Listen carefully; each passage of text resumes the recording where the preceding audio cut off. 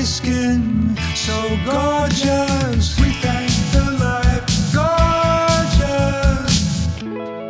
Thank the life gorgeous. I love the life gorgeous. Its torso is so tight. Well, ladies and gentlemen, welcome to Life Gorgeous. My name is Craigers. This is where I share my magical life in hopes of improving your life. And there he is, affectionately known as Gaardsy, Justin Gaard. Hi. How we doing?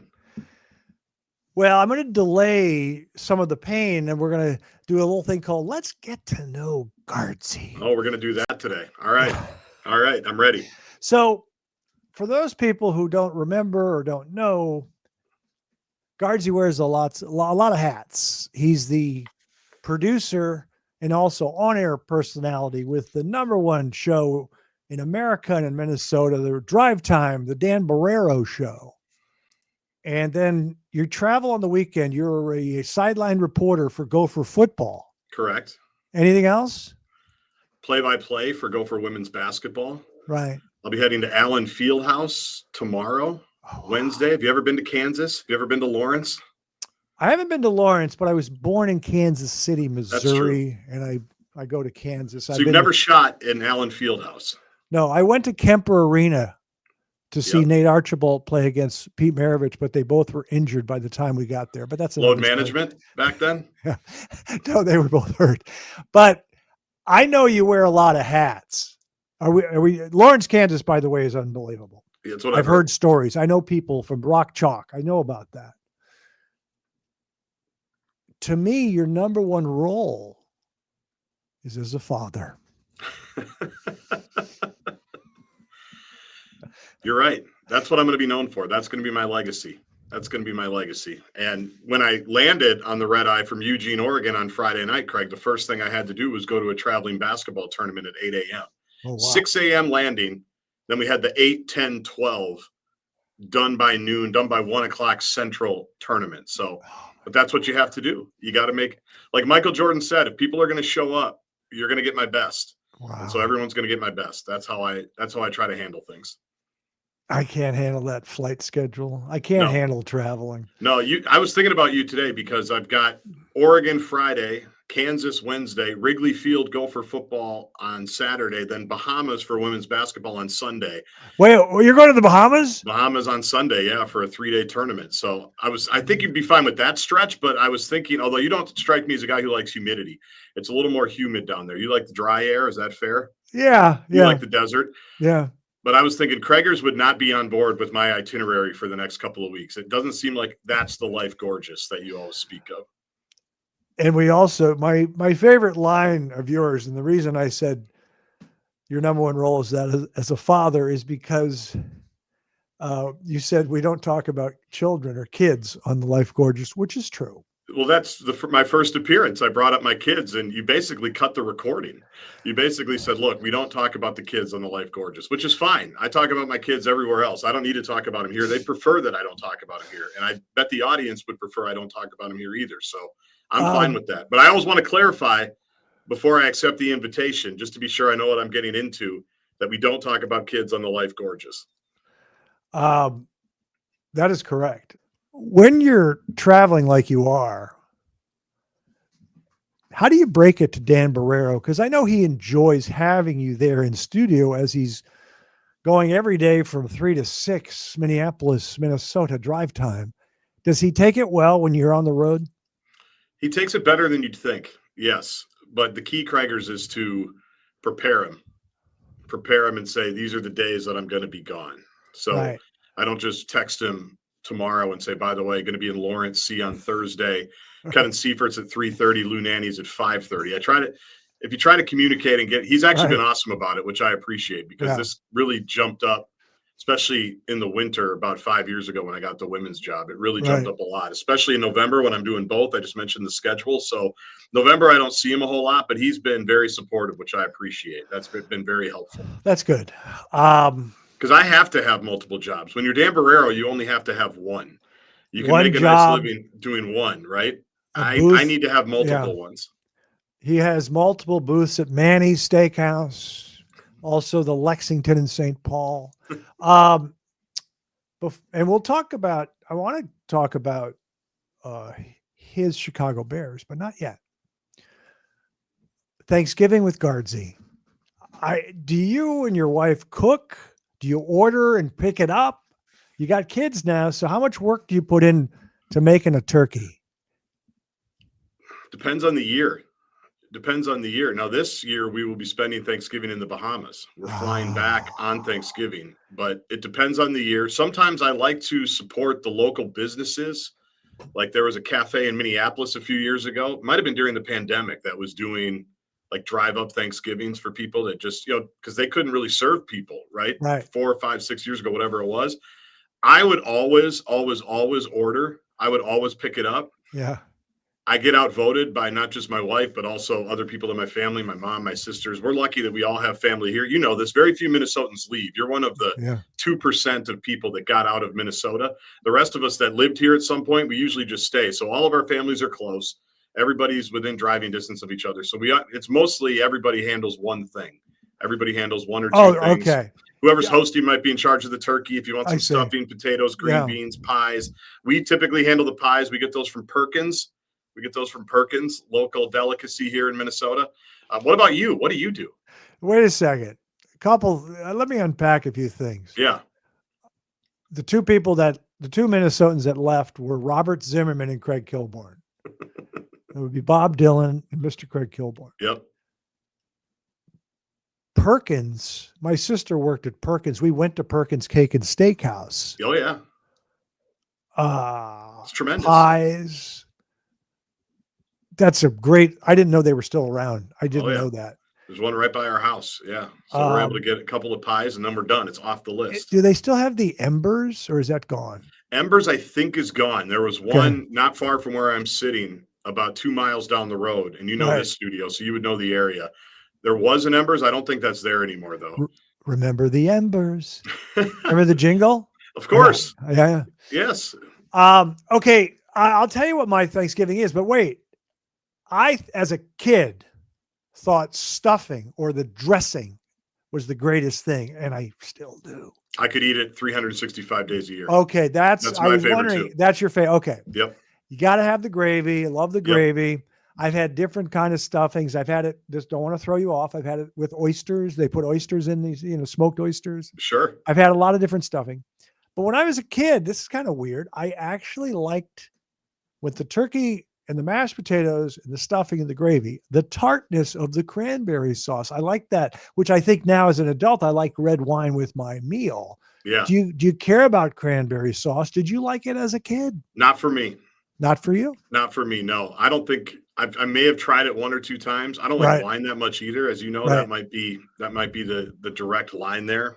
Right. No. So the cranberry sauce, I always go right by. Mostly it's just the turkey and the stuffing. Like I could eat stuffing every single day of my life. So good. But you got to have discipline. Yeah. You have better discipline than the rest of us. I eat stuffing outside of Thanksgiving more than I probably should. Yeah, I don't do a lot of carbs and I fluctuate. I'll order. The other night I got gluten-free pasta. I decided to get pasta instead of fish. I eat a lot of fish. Mm-hmm. So that sounds like fun. I just have this note down here because I thought the wine thing, you'd have a nice bottle of wine with your turkey. Do you drink in front of your kids? If you don't drink wine, do you have a nice vodka in front of your kids and belch a little bit? No, yeah, I'm more of a beer guy. Okay. I'm more of a beer guy, which is not good, not healthy, too many carbs. You've seen me in the Lexus Club. Actually, I don't really drink in the Lexus Club because I don't want to spill anything on the floor. I don't want to be the guy that ends up on Sports Center, that made Anthony Edwards slip because he spilled something the Larry David bit. But yeah, I will. I try not to too much. I try to be somewhat of a good example. But Thanksgiving, everybody's kind of hanging out. Everybody's doing it. We're watching football, might be watching basketball, whatever it is. So I don't mind it then. But no, I do need to get into your drinking habits. Well, most of your habits. You're walking, you're eating, you're drinking. That's why I'm on the Life Gorgeous, because we have very different, I think, diet and activity levels, we have very different daily processes, I think. Well, the other thing is we should point out that Gaardsy was an all-state tennis player. So you are an athlete. But some athletes, after they retire, they don't, like, I don't know if you saw George Gervin in the last few years, the skinniest guy in the world, but he has a little bit of he has a gut that fluctuates. Yeah. He might have something else. He might have diabetes or something. I don't know. Yeah. But I've always been slender, but as slender people will tell you, they still have fat pockets. So you got to be careful. And I don't drink beer. I mean, I haven't had beer in years. That's where I think you stay ahead of the curve. Yeah. And your walks. Yeah. A lot of walks. Yeah. I will tell you that in the last year, I've done some weightlifting that I used to do, weight training. Really? Not heavy weights, just at home. I got a couple 20-pound dumbbells, so it's 40 pounds. Is this the Ryan Russillo influence on your life since you guys have reconnected? I mean, do you guys work out together? Do you no, he would be hardcore. Yeah, he would be hardcore. Yeah. No, but it's just as you get older, I'm doing squats with weights. It's really good for your obviously your legs, your thighs. And it helps. I can tell as I walk around. Nice. I feel cat quick and explosive. So I've been working out. It feels good. A couple more random questions before we get to the Sunday debacle at US Bank Stadium. Yeah. These are random ones. Does Gaardsy own a snowmobile? No. But my wife used to ride to school on a snowmobile. Wow. Which I didn't find out until like 3 or 4 years ago. She grew up about an hour north of the cities, and I did not know that was the thing. As you know, I grew up down here in Minneapolis in the suburbs. Yeah. I do not own a snowmobile. I don't think I've ever been on a snowmobile. I've been on a four-wheeler a couple of times. I'm not an outdoorsman. As you know, I'm an avid indoorsman. I prefer my activities inside. But she actually, from time to time, would ride to school on a snowmobile, just crossing the lake from where she lived out in the country to get into town. The town of 2000, she had to get into town. So, and I didn't believe her. I thought she was just playing into the small town stereotype, but that actually happened. That's cool. That's something that people do here in Minnesota, apparently, is they snowmobile to school, but I do not own one. You can eat dressing on a snowmobile. You can sit there and eat it. You could. Yeah. I'd be fine riding it. I don't think driving it would be smart for me. I've been on one. We moved from New Jersey to Minnesota. A lot of the neighbors had the Arctic Cat, the Evinrude. Oh, yeah. Yep. And I thought they were fun. I told my dad, he goes, that's an expensive toy. We're not getting that. So we didn't even come close to getting a snowmobile. And people just go for rides. Yeah. You've been here in that's what you do. You've seen it. I wanted to get there was a time where I was obsessed. I was in elementary school. I wanted a mini bike, and I would take my bike out and just ride around in circles on a kind of a quiet street and just dream about having a mini bike. And then, of course, I wasn't going to get one. And then that dream went away. Did you ever want to have a mini bike? Do you know what they are? Yeah. We had them in the neighborhood. Yeah. But I don't think that was ever a dream of mine. No, I rode them around. I was very cautious. I'm not very mini bike like I'm Evel Knievel. I was a very cautious kid. I'm more of a risk management guy. Yeah. Right. So you're not a thrill seeker. I'm not really a thrill seeker. No, I'm not. I always was calculating what could possibly go wrong. So but you're more an adventuresome person. Maybe I was back then because I'm not anymore. I'm like, keep your feet on the ground. Yeah. Even when I shoot my jump shot, I tiptoe it like Bill Lambier. But have you ever been on a scooter, like a Vespa? Oh, yeah, those are fun, right? Yeah, those are fun. Yeah, I can do those. Yeah. How do you feel about just the regular scooters that everybody has now, like the Lime scooters that everybody just rides around? Like, obviously, I think all of us want to just give them a little forearm shiv and knock them over. Right. But I walk. I don't need to do the scooter. Right. You're never in a hurry. Exactly. But LA is too crowded, and there's just bad drivers, and so I'm not a fan of any of that stuff. Okay, Gaardsy. I don't know. Do you consider yourself a voice of reason or not? Well, I'll let you be the judge with what I have to say about the Vikings game yesterday. Okay. What did you think? What did you think of how that whole thing went down yesterday? I am going to deflect and punt and ask you some questions because I have a very dramatic first question. Okay. Next season for the Vikings, will J.J. McCarthy be the starting quarterback? He will be. Oh, he will be. Okay. He will be. Okay. Yes. I'd be stunned if he wasn't. That would be a quick punt, wouldn't it? Yes. That would be a very quick Nice. one. That would go against everything KOC seems to stand for, Right. which is patience, level-headedness, Right. quarterback journey. Have you ever heard the quarterback journey, by the way? By the way, I haven't run this by Dan yet, but I think, and I want to get this on the record first. Do you remember we used to call Teddy Bridgewater Pro Bowl quarterback Ted Bridgewater because of the one year that he made the Pro Bowl after like six guys decided not to play? So Teddy, after just a pedestrian year, was named Pro Bowl quarterback. So we refer to him still as Pro Bowl quarterback Ted Bridgewater. Yeah. Can we refer to J.J. McCarthy in perpetuity as the young quarterback? Because I don't I thought you were going to say offensive player of the week 1 or something. Yeah, well, that was fun. That was a good memory. But KOC in his press conference yesterday, 15-minute press conference, 13 minutes of it was about J.J. McCarthy. Yeah. And I don't know what the over-under was or how many times he referred to him as the young quarterback, but it was every time. It was never the quarterback. It was never J.J. It was always the young quarterback. Do you think we can get ahead of that and just in perpetuity now refer to him as the young quarterback? Yeah, well, he is young. He's the youngest quarterback in the NFL. He is. So, but I think he will be the quarterback next year, and I think he should be. We don't know how the rest of the season is going to play out. But... I have thoughts. I'm going to get into that. I'm just going to ask my other dramatic question. Okay. And this question can be a little negative. I was going to use another word for it, but it could also be real. But will the Chicago Bears win a Super Bowl with Caleb Williams? No. The chances are probably no. Yeah, no. And I'm realistic about him where obviously he's elusive and mobile, and it's really amazing how he eludes the sacks. Crazy. But he overthrows people all day long. I mean, he really overthrows people. So my question, follow-up, and this is kind of like I don't know. I know Dan is a Chicago Bears fan.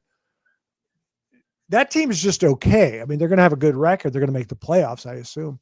Right. But I think they're just okay. How good are the Bears? Just okay. Yeah. Yesterday's a great example of it. Yeah. How poorly did the Vikings play? Exactly. Especially on offense. Yeah. The offense was a joke. Yeah. I don't understand. Well, let me just go into JJ now. Okay. I'm open to him. I think there's some special qualities. I'm trying to learn about him. I've seen him in the previous games miss some passes and have some accuracy issues. I've heard about he's good throwing to the sideline, some of these darts to the sideline. But I have no clue. I know he had a bad hand, but they didn't mention it. He had an injury, a bandage. Why were his throws sailing, and why was he bouncing?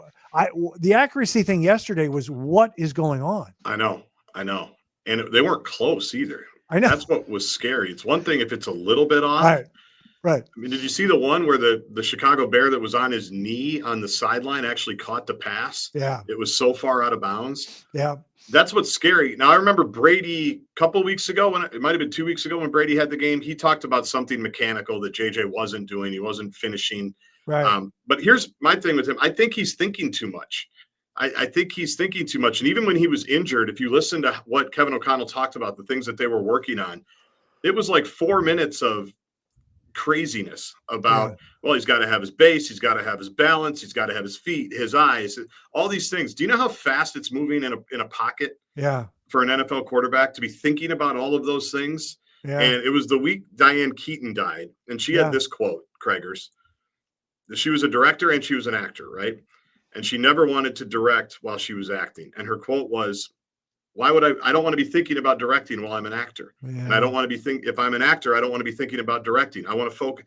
And I thought that was appropriate for if I'm a quarterback, I don't want to be thinking about 50 different things that my coach has been drilling into me for the last couple of weeks. I just want to go out there and have that all muscle memory trained. And like your jumper, if I'm playing with you, at the pier, I'm dribbling in the middle, I'm kicking it to you, your feet are set and you're shooting, right? You're not thinking about your elbow. You're not thinking about your base. You're just thinking about your shot. Yeah. And that's what I think he gets kind of spun up on. Yeah. And finally, in the final couple of minutes, I don't think he's thinking that much. I think he's just playing. And I don't know how they can connect those two portions of the game, but I just think there's too much quarterback journey going on right now. Yeah. I was going to say something because you just brought up a jump shot. And I worked hard on my form And I think even though you're supposed to have a proper base on your jump shot, I've always said if I'm falling down or fading away, I still have my elbow in the motion right. And I've conquered that.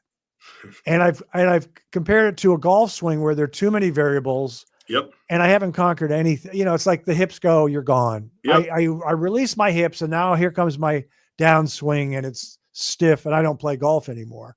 But it was almost like when I watched Tim Duncan at the free throw line, he'd hold the ball down below his waist and then pull it up. And I go, there are more variables there, man. Just don't bring it down so far. Now with football, the quarterback, it's a lot of feet. You got to get into the throw. I mean, unless you're Aaron Rodgers. And I hate when JJ, and he hates it too, when his passes get tipped at the line of scrimmage. So I was very surprised at how poorly his accuracy was, how poor it was yesterday, how poorly he threw the ball. Very surprised that the drops would have changed a lot. I mean, it would have changed a lot. I mean, Jordan Addison, that first drive, just can't. So it's just a weird thing where I have to tell you, as I'm jumping all over the place, I've been asked this before, and the answer is yes. Craig, does it help you distance yourself from the Vikings when you live in LA and not in Minnesota? Oh my God. It's such a relief just to and I turned the game off a little bit. I turned it off. And then I checked it on the thing. I didn't see the 4th and 4 pass until later. I said, I don't want to watch it. Yeah. And then I saw it. Jordan Addison. But that was just silly. I don't think we deserved to win, and I don't think the Bears are particularly good. But trying to think, I will say KOC called a good game because there was a lot of runs. Yes. And I think he wanted to take some pressure off of JJ. That was and he said this, that's why it was even more destructive. They were in advantageous situations pretty much all day. Yeah. They ran the ball really well. Yeah. They got positive yards. There were very few negative plays. There were very few sacks. There were very few tackles for loss. There was one or two penalties. They had another false start, better than 8 the week before.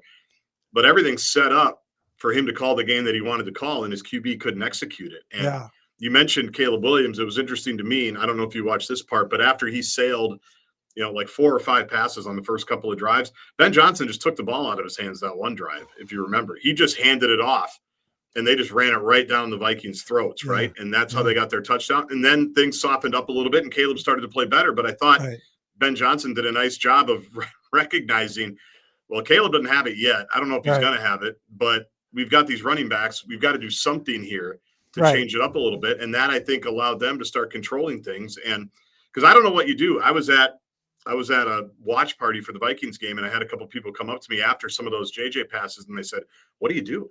What do you do? You're running the ball well. The down and distance is great. Guys are getting open. You're scheming it all open. What do you do from here? You can't bench him.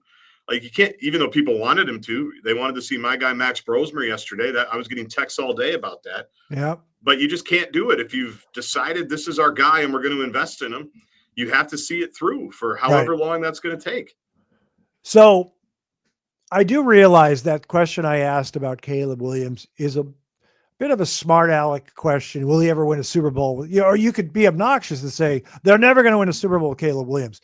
And that's kind of rude to say and inflammatory and all sorts of things. But I do think he's flawed, unlike a Josh Allen who's never won a Super Bowl. Right. Josh Allen is a stud. Will he ever win a Super Bowl? So I think what we're saying is, some quarterbacks are really, really good, and they're capable of winning a Super Bowl if the rest of the team steps up. So, but Caleb, I'm questioning his passing, his accuracy. So, and that's fair. That's fair. I do have on the notes here, Will Max Brosmer. Do you call him Brosmer? Brosmer. Yeah. He's from the University of Minnesota. You love him. Yep. Will he play this season? I think he might. Because is JJ going to stay healthy the whole year? Right. It seems like every game he's got something that pops up.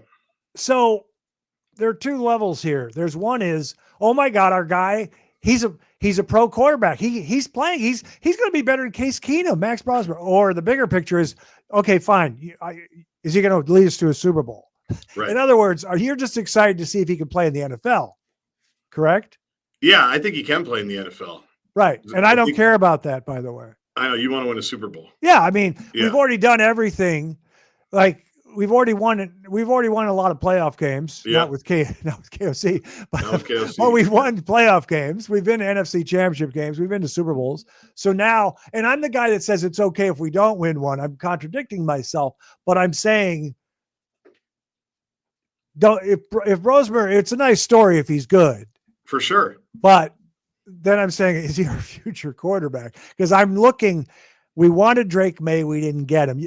And I always tell people, if JJ's not the guy, you just keep trying, because the Bears traded up for Trubisky. And then they took Justin Fields. Yep. Then they traded, or then they got the first pick and they got Caleb Williams. So we got to keep trying, You keep trying, but that succession you just mentioned, how many coaches and GMs have been in that succession, right? That's the problem. Yeah. And that's why I think there's been so much tension. Even KOC, who, as you know, is very affable, very loquacious. If you had him on the Life Gorgeous, he'd spin a lot of yarns for you and he'd be a great guest, right? Yeah. But he's tense right now. You can tell, because he should be. I think even he is a little surprised that it hasn't gone even close to what they thought it was going to be. And that, I think, is bothering him. I think he knows how much he's tied to JJ. And it's year 4, and you mentioned it. They've never won a playoff game. It's not looking good this year, right? So they're not going to make the playoffs. They're not. And that's part of the resume now. And I think he understands that at some point, got as many games as he's won, and as much fun as the Kirk O'Chain's year was, and Josh Dobbs and Sam Darnold last year, at some point it's got to go somewhere in the NFL, or people get impatient. And I think he knows that. And that's why he has not been his usual self. It feels like this is the first real crisis inflection point in his coaching career, which up until this point has been pretty flowery as the quarterback whisperer and winning all the games. It's been a pretty good ride for him. And I think he's a good coach. And part of the reason why I'm patient with JJ is I do believe in him. In KOC. I believe in his eye. I believe in his teachings. I believe in his overall vibe. So I'm more patient, I think, than most people, but it's not going great. It's funny because when I watch JJ, I like him and I'm pulling for him and I think he has something special. So I never said bench him. I do want to see Brosmer just to see if he's a, Brock Purdy or something. Yeah. I think JJ, I just think he's made, I've seen him make some throws. I just thought it was bizarre how he was off for most of the game. I want to tell you something. I've said this before. I've said it on the air. I believe I said it on the Dan Barrero show. I think Dan also agrees with this. Okay, so I'm pulling for KOC. When we had Jim Harbaugh in for the visit, I wanted the Vikings to hire Jim Harbaugh. Yeah. Okay. I understand looking for that offensive coordinator, that Ben Johnson type, who I love. So KOC is this offensive guy. I get it. So I'm okay, but I did want Harbaugh initially. And I definitely, for one season, wanted the most talented arm in NFL history, Aaron Rodgers. And I said it. I said it on Dan Barrero. I said it here. Harbaugh, Aaron Rodgers, there's your Super Bowl, Minnesota. Boom. So. Boom. I think that would have been the magic formula. Just being dramatic. I don't know. Do you think Harbaugh and Aaron Rodgers could have coexisted? Absolutely. Those are interesting characters. Harbaugh's got a camper van that could be turned into a dark retreat with a couple drapes. Have you ever been to the park where he had that thing parked forever? Was that in Huntington Beach? Was that in Santa Monica? Where it was? I don't know. Right? I don't know. I didn't hear where it was. Yeah, I remember. But I maybe have. I don't know. If it was Can you imagine making your cross country trip and you pull into the parking lot and Jim Harbaugh's just there with his defensive coordinator drinking a sparkling water, watching film? Who's got it better than us? Nobody. So did you want Aaron Rodgers? I would have been fine with it. Yeah. Yes, I would have been fine with it because I think there's just certain people that you take chances on. And it had been working out pretty well for the Steelers. I know he got hurt yesterday. He'll be fine. It's not his throwing arm. Exactly. So I would have been fine with it. And they obviously discussed it too. They thought about it. And I would have been fine with giving it a shot because even the throws yesterday that you saw JJ not make, Aaron Rodgers can make those throws, right? In his sleep. pretty much. So flicks his wrist, prettiest pass in football. And he's one of those guys that doesn't need to worry about his base, body, balance, ball placement. He just needs to worry about slinging it, and he can get it there. And he's not the same guy that he was, who is, right. When he's this old and has been around the block and comes off the Achilles and all of that. But I would have been fine with it. It would have been a great story. It would have been great for us, which is, like the most important thing is we just need the story. We need the talkability. Let people be listening. So we would have loved it. Start Rodgers and let the young quarterback sit another year. And I think Rodgers is at a place too where he doesn't mind being the old guy, waxing nostalgia and telling stories and helping guys along. Yeah. A few years ago, I don't think he wanted to do that in Green Bay, but I think even he now has enough humility to know it's not going to last forever, and maybe do help out the guy behind you. Right. Part of me thinks JJ will start clicking. The Vikings will be a little more loose because they're not going to make the playoffs. There's no pressure now. Let it fly. Let's talk a little Timberwolves before we wrap this puppy up. Did you see the game at home against Denver where the Wolves played well but lost it in the fourth quarter? I did. Yeah. I did. What were your thoughts? Denver's really good. Correct. Yeah. Denver got a lot better, which we knew. When Jamal Murray plays like that. Yeah.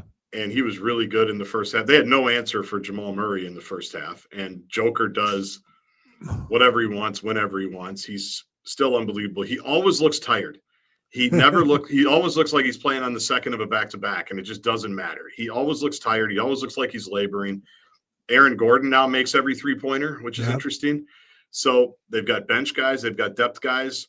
And if Anthony Edwards doesn't play well, doesn't shoot well, the Wolves don't really have a chance to beat that team. Right? Correct. So I think Denver and OKC, not going out on a limb here, are the class of the league. Yeah. I stay optimistic. I think we can play with them. And when we do play with them, like you just mentioned, Ant's got to play well. Dante didn't do anything that game. Right. So you have to have everyone play well, and then we have a chance. Julius Randle's had a good year. So I guess my question is, does this current roster, can it win a championship? Can it somehow beat OKC or Denver in the playoffs? Or do you want to trade? For who? That I don't know. Let me tell you something. I personally don't want Ja Morant. I'm with you. But I have said that sometimes when you catch me at a weak moment, when I haven't had any carbs for 3 days, you didn't get your 8 hours. I just say, I guess we could try Ja. We need talent. Yeah. But I do say in general, without naming anyone specific, I do say we're missing something. I know. And I mean, the guy that I said, he's not on the market. It's De'Aaron Fox, a guard like that. I know. Because I thought maybe San Antonio, because they drafted a guy from Rutgers, that maybe had too many guards, but I don't know who the player is. Obviously, if you had Ant and Giannis, that would be pretty special. That'd be okay. But that would take a lot. I'm with you. I love Fox. I always wanted Fox. When that trade went down, I got a little bummed out because that's the guy I've always wanted.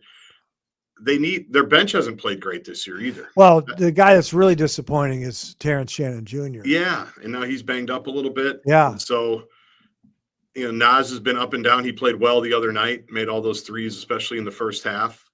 Jaden, I think, has been spectacular. I think he's playing the best basketball of his life. Yeah. I have so much confidence every time he shoots it. I know. This. It used to be he'd get that corner three and you'd say, don't shoot that. They want you to shoot it now. I don't mind. He's doing like one-legged random shots in the lane. He's going to the rim. He's dribbling well. His defense, I know Finchie was on him for his defense early in the season, but he's been really good. So to answer your original question, yes, certainly they could win a title. Would I predict that to happen this year? I don't, unless Ant takes a jump.